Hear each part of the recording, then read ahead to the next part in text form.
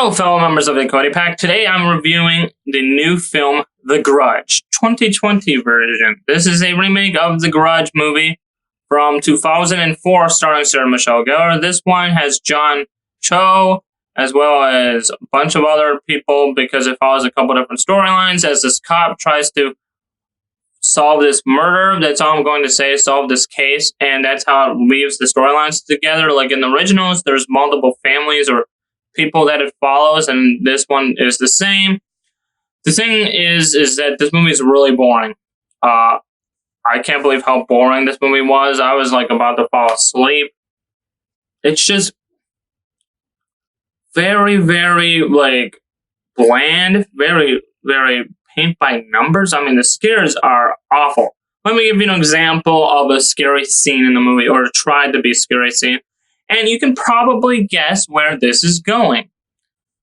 A character is hiding in a closet, right? A dark closet. Looks out into the dark hallway. There was a monster there. The monster's not there. Where do you think the monster's going to appear? Of course, behind him. Stuff like that. If you thought that sounds pretty cliche, pretty paint by numbers, pretty typical schlock in a horror movie, exactly. That's what this movie is. Also, I'm confused because this movie acts like it's a sequel at parts, but also is a remake at parts because it covers the same kind of scares that were in the original Grudge movies and doesn't do anything new with it at all, other than new people that the monster attacks, that the curse affects. Other than that, there's no new scares, no trying of anything when it comes to them.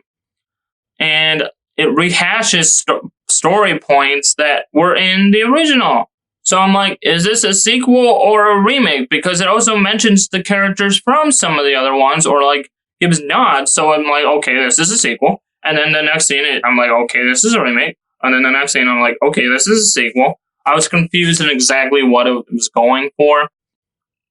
It's definitely not the worst horror movie I've ever seen, but it's definitely a January movie. It's filmed well, the acting is fine, like all that. So that's why I'm giving it a D and not an F. It's not the worst movie I've ever seen.